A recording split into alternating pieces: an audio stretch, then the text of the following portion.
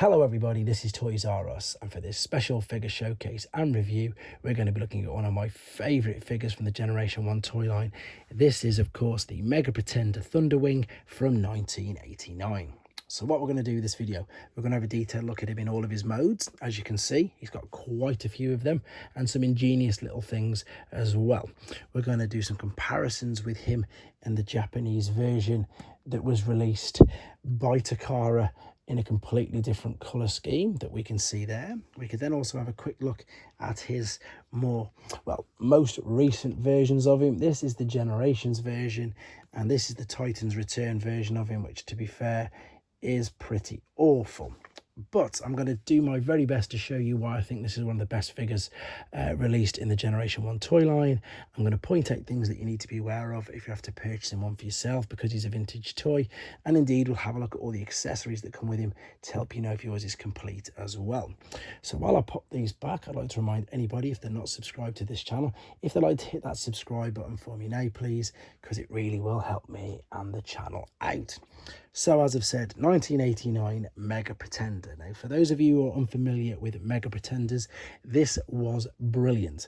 So not only did the inner robot transform into its own little, I suppose, alternate mode, but the shell could also transform into an alternate mode, and then they could both transform slightly differently and merge together to make a combined huge mode, which I love the whole concept of that. It's fantastic. Now, things to be aware of, and you'll be able to see straight away when I show you this.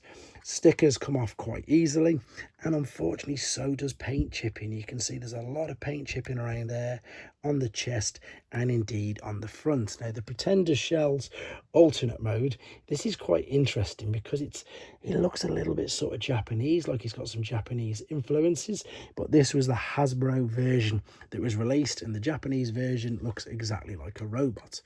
If I take out the large blasters, which we can have a look at while we're here, and they're going to tip over now because he's top heavy, because the blasters are quite big and weigh quite a bit. These are both identical. They are huge, and again, they've got multifunction. They can attach in jet mode and indeed be used for robots. I'm not too sure. I've just seen the small weapon. No, it doesn't attach. This is the small one that pretty much is always lost. And yeah, I'm missing one for these as well with mine. There's lovely detail in them though. As I say, they're not just large blasters. Look at all the detail in there. There's lines, there's cutouts, there's loads of things going on. It's fantastic. These are obviously relatively easy to pick up, but the only problem is most people tend to not know what they are, so they might be listed with other things. Other thing to be on the lookout with the shell is this, and this is the problem I've got with all of mine. It's not gold plastic, by the way. This is blue plastic painted gold, so there's nothing to worry about there. See the corrosion in there on the hinges? It's so bad with pretty much all of mine, so it makes the transformation process, which I'm going to attempt to show you some of, but I'm going to do a separate video where I can really take my time a bit later on as well. It makes it so yeah, it's just scary for transforming it, and indeed the hinges. So if we look at the shell itself, you've got articulation in the arms, which I know isn't much, and that's about it, to be honest. Let's have a go at showing you the actual Pretender gimmick. So what we're going to do, we're going to fold this bit back there. You can see I've just opened that there. Again, this is all corroded in there. I can tell it is by how slow it's moving. Take them at the front and fold this all the way up. Now your inner bot, this is the inner bot. This is the other thing to be aware of. You can see the plastic has been stressed on the back quite a lot there, and this is probably due to some form of transformation into each mode. So what we're going to do, we're going to push the legs together. In fact, we're not pushing the legs together. We're going to fold the arms back like this, and we're also going to fold the head down. Now what this should enable us to do, you can see we've got these gaps there in the legs. We should be able to slot the inner bot like that into there, push it into position, which you saw, close it over, and yep, there you go. That is your Pretender gimmick. So obviously the little robot's on the inside, so he's hiding away the robot, shall we say.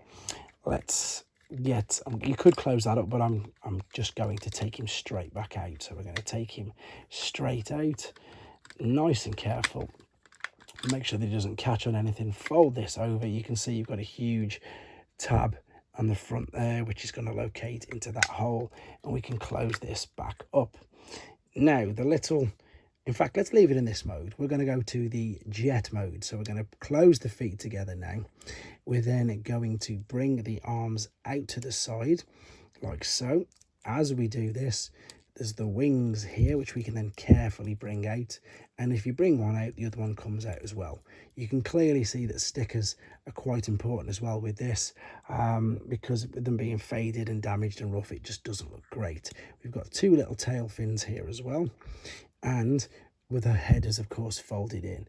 This one's already got the gun on the top, so let's have a look at that. So this is the inner bot in his Cybertronian spaceship mode. I suppose the best thing about this figure as well, if you've got none of the accessories, you can still get away with displaying him in any mode and he still looks fantastic. So that is the little Cybertronian ship. And okay, let's have a look at the shell. So I'm going to take, in fact, no, let's keep the large guns on. Let's see if I can transform this for you, hopefully. But again, you can see the corrosion in there. Again, it's not rocket science. It's super simple. You're going to take these legs, you're going to fold them down like so. You're then going to bring the feet out from underneath here like this. Don't forget to separate this bit first and foremost. So take the front of the nose cone, lift this off, and it's very important that you lift that back bit up, otherwise you will snap these off as you try to forcefully bring this around. This one you can see is far worse as well, with the paint chipping, etc. And then the wings, I am going to dare to do this one. That's the best. See what I mean? That's the best one of the bunch. Then, of course, the guns are on the wings. So you take these out and then you pop them into his hands, exactly like I'm going to do again with this one. So there's just one other mode to show you before we start to do some comparisons. Let me just transform him back. So very simply lift this up. Again, always remember to lift this up for each transformation, because otherwise you're just going to damage it and break it, because you need the clearance there for the head. The clips will fit in, and then that little tab will fit in there. The feet will fold over like so. The legs will fold into that gap, and then we can very carefully, one side's okay, one side stiff, but there you go. There he is in his alternate shell mode. Now this is probably one of my favorite bits, and why I like it and why I like crossblades so much. What we're then going to do with the little bot, we're going to fold the little wings over like so, fold these away, fold the arms underneath now. And the reason why is because we're then going to attach this tab into the big square that's under there. And then what this gives us is the combined mode, which again, look at that. Amazing. Colour scheme works fantastic. Little gun now obviously goes from the front of the jet into the top, which the hole is always there, to be honest. It's always there. And you can see that the arms and everything are tucked underneath neatly. The landing gear isn't really landing gear. It's just plastic into the mould. And I just think that's such a fantastic idea, how they've got the two to join together and just make it look brilliant. This is probably got the best example of the stickers, to be honest, out of them all, hence why I've got him in that particular mode. Right, one last thing to do is then take this guy back into robot, because we're going to do some direct comparisons with the Takara version. Now, the Takara version's name is Sky Shadow. I nearly said Black Shadow, but I think they might have changed it to Black Shadow recently into the Generations toy line, to be honest.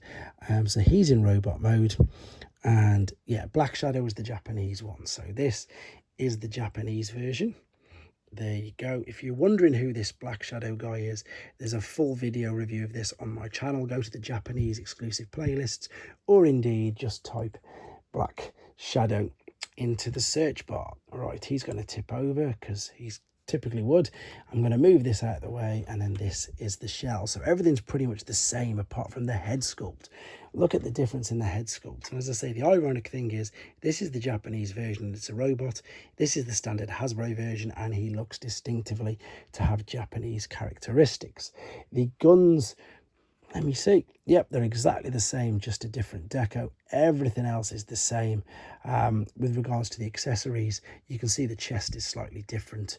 as well. But I'm sure you'll agree, some very, very cool figures. To be honest, let me just move these out of the way, because there has been a couple of other releases.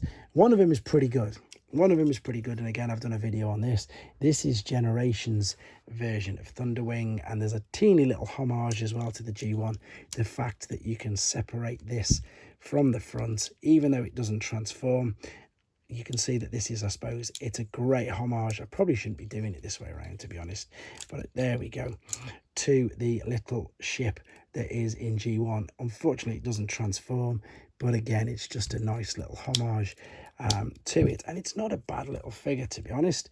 I say little because, as you can see, it is much smaller than the original. However, it is nowhere near as small, and indeed so completely underwhelming as this version of him. And the only reason you can tell this is him is because you're gonna do this. That's pretty good. It's nice and detailed, but no, it's not the best at all, to be fair. That's the Titans Return version of him. I think it was from one of the special box sets, to be honest. However, I think I've covered all bases with regards to this figure. Hopefully, I've been able to show you why I enjoy him and think so much of him. I think the concept of it's brilliant, and I just like the whole idea. Let me know what you think of him. Perhaps it might be the first time that you've seen him, because again, with him being quite a late version of, a late release figure in Generation 1, you might not have even seen him. Let me know what you think of him anyway, and take care. Hello everybody, this is Toys R Us, and for this special figure showcase and review, we're going to be looking at one of my pretend? No.